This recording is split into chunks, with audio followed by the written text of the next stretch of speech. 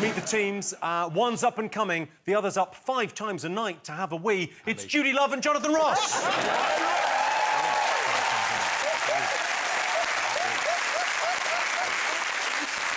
It looks like Tinder's algorithm has messed it up again. It's James Acaster and Sara Pasco. Too related. I don't know who I'm being mean to in that joke. Is it because we look too related? Like cousins who've turned up going, well, we did match. Representing Coventry and South Shields, you know what that means. You might want to put the subtitles on. It's Sarah Millican and Guz Khan.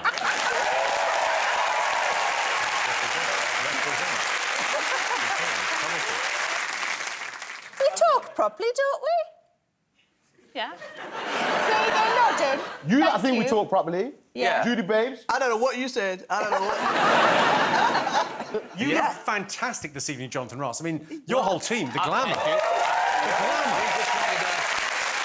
We wanted to be a glamorous couple, a power couple out here. We came matching. Do you know what I mean? Yeah, we spoke on the phone and we Black decided and what we're gold. going to wear. I got my nails done special for the occasion. So did I. Actually, what happened was I caught one in a drawer, so I just matched the rest up. And now, team names. We need team names. Yeah. Judy, Jonathan, do you have a team name? We had a chat, didn't we? Yeah, and I think we're going to call it JJ Bringing Bling. They don't sound too impressed, but when we win, you will be. Frankly, no offence to our other teams, but you already look as if you've won. Yeah. That's what, you know, we're winners anyway. I saw them all before the show. I just thought they hadn't got changed yet. Oh, yeah, it's going to be like that this evening. Sarah, James, what's your team name? Well, before I knew James, I heard his girlfriend of the time slagging him off. And she was saying that she didn't like the way he dressed because he had a T-shirt that had glow-in-the-dark ghosts on it. And I thought that T-shirt sounded amazing and thought I'd really like to meet that person. And now I have, and he is a brilliant person. So I want us to be called Glow-in-the-Dark Ghosts. I'm up for that. I'm up for that. I loved that T-shirt and I miss it still to this day. Where's it gone? Where's it gone? I burnt it when we split up. And don't you ever leave me, dear cousin, or I'll do the same. Guz, Sarah, what's your team going to be called this evening? Well, we've sort of worked out between the two of us that we haven't really watched the news this year. Because it's been awful, Jimmy. So, we thought The Oblivious 2. That was our team name. The Oblivious 2. It's like sort of a budget sequel to The Magnificent Seven. I love it. OK, let's get on with the show. Our first round is all about the year's big headlines. Back in July, Freedom Day meant COVID restrictions were lifted and our families could visit us whenever they wanted. But it wasn't all bad news. The Tory party were embroiled in a sleaze scandal. I personally think Tory MPs should be allowed to have second jobs, but only if that second job is emptying the dog shit bin in the park. COP26 was held in Glasgow. I'm not sure Glasgow is the right city if you're trying to convince the world it's worth saving. Well,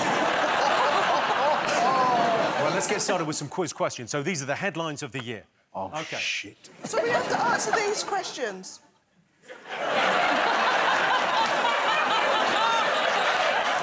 Judy, I appreciate you might not have seen much of the news this year, but you haven't ever seen this show, have you? Of course I have. I've never seen the confidence vanish from someone's face faster than Jonathan. OK. January saw the inauguration of Joe Biden as US president, but what must-have fashion accessory worn at the ceremony prompted a Vermont schoolteacher to be swamped with over 18,000 orders. Where's my buzzer? Where's Joe my Biden buzzer? was inaugurated in January.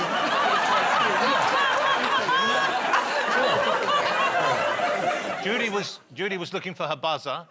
I've explained we don't use buzzers because this is an upmarket show and that we write the answers down. Question number 2. Whose actions this year led to them being described as having as much passion as a sock, the overwhelming vibe of clumsy fumbling at a school disco, and being called a dirty sod by Adele? Guz Khan, he's not watched the news, but he's got an answer. Of course, it wouldn't be the Big Fat Quiz without an appearance from the children of Mitchellbrook Primary School performing one of their unconventional school plays. All you have to do is tell me what events from this year they're acting out. Take a look. Let's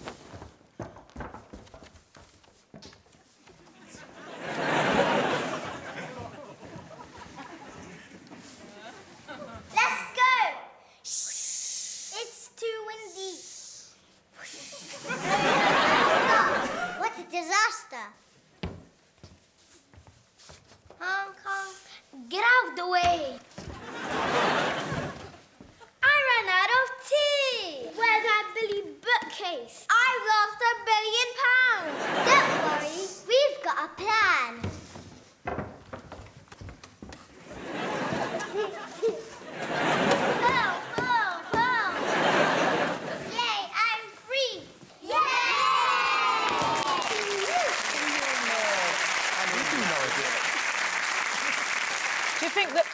might be, like, moving house to get into the catchment area for that school because they want their kids to get into show business early. Really motivating their kids on day one. Look at me. Look at me. You get in there and you show that teacher you can be on Big Fat Quiz of the... Look at me! This is what we trained for. Because they're very, very good. Yeah, they're good, they're fun. In September, the headlines were dominated by news of a petrol shortage in the UK. But what ironically named reporter did the BBC dispatch to cover the story? It really was. Put that. OK. Put that. Put that. That's very much the spirit of this quiz, summed up by James Acaster there. Put that. That should have been our team name. And for our final question in this round, it's over to one of the leading scientists behind the Oxford vaccine and literal lifesaver. It's the amazing Dr. Catherine Green. Hi, Jimmy. I was proud to play a part in the global effort to develop the life-saving COVID vaccines. And as a music lover, I was delighted to see that the one and only Dolly Parton also had a part to play when she donated money to help fund the Moderna vaccine in the US. But can your teams tell me what she sang as she was receiving her jab? Oh. It's gettable. What did Dolly Parton sing as she was receiving her jab? Jonathan, Judi, you remember the whole quiz thing we said earlier about the writing down the answers? I know, but we're if you could, that'd be conferring. great. Have you not watched University Challenge? Yeah. When two very intelligent people confer. Yeah. And then I say, nominate love. That means you've got to do it. OK. Nominate Love is also the title of your soul album, isn't it? My message to mankind. Yeah. I nominate Love. We've got to write in every single answer we have to write down. It's a lot of writing. Sorry, Judi, are we keeping you? No, I'm not here. No. Well, that was like a Jedi telling me to fuck off. That was remarkable. I love it if we've come up with a new version of this, which is... OK, time for the first set of answers. I asked you what item worn at the Biden inauguration became a must-have accessory. What did you think, Guz? We had an initial idea, and then we were like, oh, he's an uncle. And so uncles, they get cold, innit, outdoors. Yeah. And it, like, started getting my cogs turned. I was like, that's the uncle that was wearing... Mittens. Yes, the right answer. It's the right answer. There you go. I can tell you that Bernie Sanders, the senator, wore mittens made by Jen Ellis, a teacher and designer from Vermont, who then received 18,000 orders for them after the event. And she's now become so rich, she no longer supports Bernie Sanders. But you got this, Sarah, yeah? No, we actually didn't think about the politician. We were thinking more of the audience. So we thought about masks, and then we went to the hair and thought about scrunchies. I don't know if Bernie Sanders often wears a scrunchie. You can't prove that he's not wearing a scrunchie in that. I don't think Cold Uncle's got one, but possibly. No, I don't think he has. Well, you can't penalise us for stuff that you can't prove. Well, Jonathan, Judi, what you got? We knew this one, Jimmy, and we knew it because I was one of the people so moved by Sanders' display of sartorial elegance that I ordered a pair of my very own mittens. OK,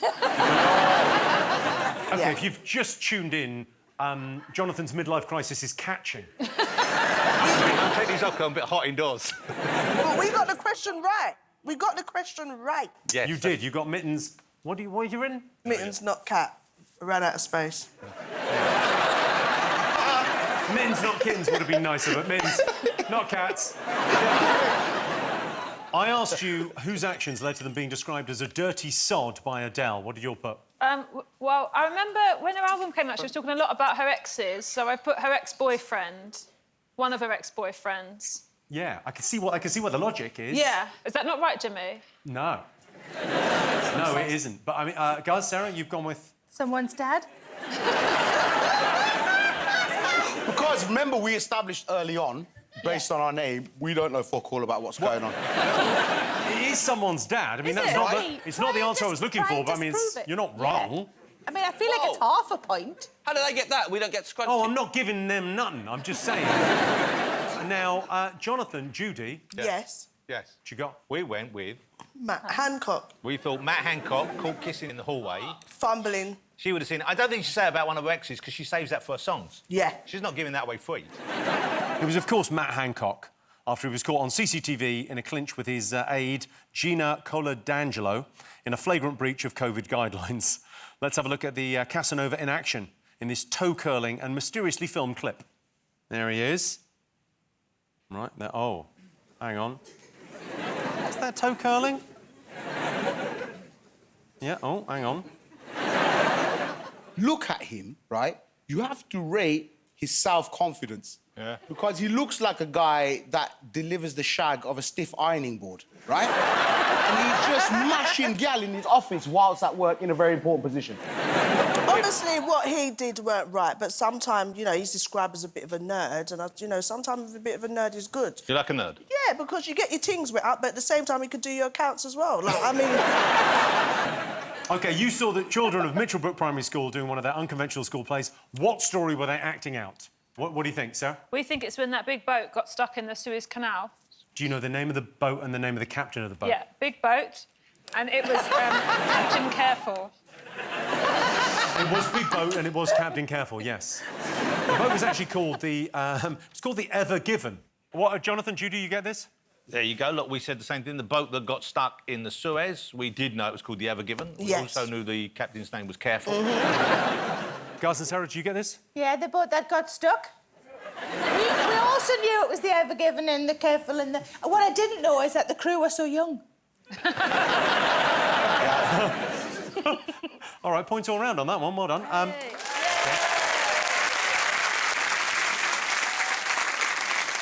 I asked you for the name of the BBC reporter sent to cover the story of the petrol shortage. What did you all put? We've had 2 guesses, and we've guessed Sally Pumps, if it was a female reporter, and Steve Forecourt, if it was a male reporter. Steve Forecourt is the right answer. Wow. Is it really? No!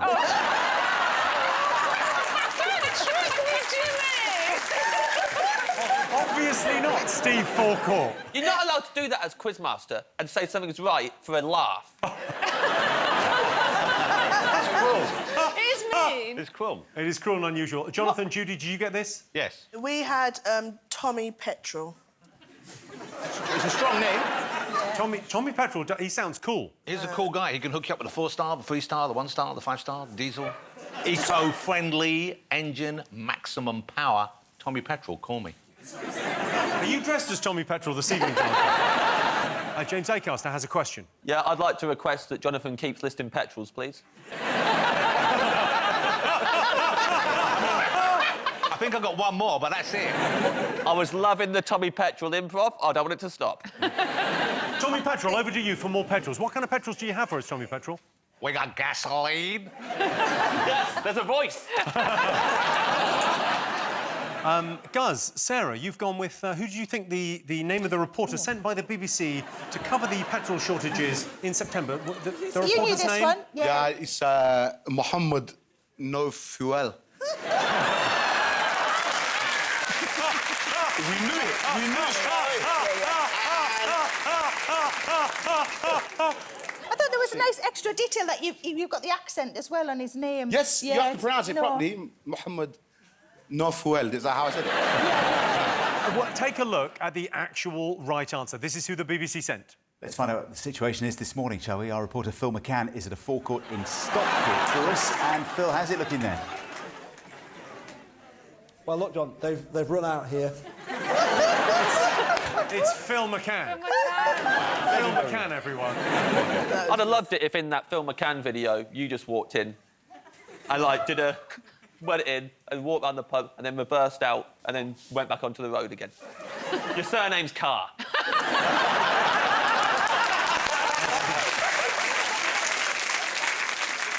Dr. Catherine Green asked you what country music legend Dolly Parton sang while she received her Moderna vaccine back in March. What did you get? We don't think we're right, unfortunately, because we don't know that many Dolly Parton. We were saying... No, I know... something... no, that's not even her I song. thought it was something fast. What I do you think honestly it understood. So we went with 9 to 5. Oh, yeah, would have been a clever joke, though, if she'd sang 9 to 5. Well, no, Jimmy, stop being so negative, for a start, and sarcastic. That's why no one plays with you. Listen. The answer is, I actually said we don't think we got this right. Yeah. So I already said we didn't know it. So no need to be like a big, horrible piece of shit. You know. Did you let them Tommy chat me? Petrol's got up on the wrong side of bed. You don't want to get Tommy Petrol involved because he'll fucking finish you. Yeah. Tommy Petrol is flammable. That's what I'm saying. He is So lit. we said 9 to 5 as well. You said 9 We to said 5. 9 to 5. That's a Yeah, good because I thought the whole thing was that it was 95% effective against Yes. That's what I'm COVID saying. at the time. Oh, that Working is So a it's very like she clever wasn't bit of trying to make logic a joke. She on was the just wrong like answer. proud of herself. Do you want to tell them the answer, or should we go to Dolly for the big reveal? Do we still get the point? You still get the point. of Okay, course. then, yeah, take it away, Dolly. Let's take a look at Dolly in action in his catchy and imaginatively persuasive clip. Vaccine, vaccine, vaccine, vaccine. I'm begging of you, please don't hesitate. Vaccine, vaccine, vaccine, vaccine. 'Cause once you're dead, then that's a bit too late.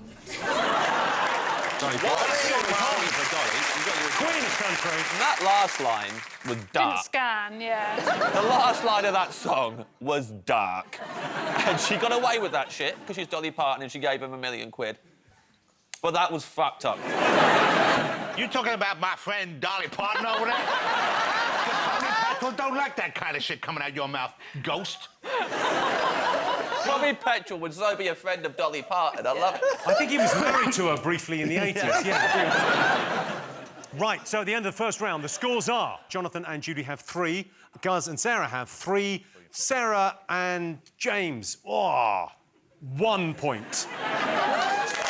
Hi, I'm Jimmy Carr, the guy you just saw in that video. Thanks for watching it, because somehow I get money from that. I don't know how. I don't know. Probably it filters through some sort of advert that you watched before you watched the video, maybe? Or maybe you subscribed. Anyway, thanks for watching it, and somehow that benefits me. And hopefully I'll see you at a live show at some point further down the sunny road. Good luck.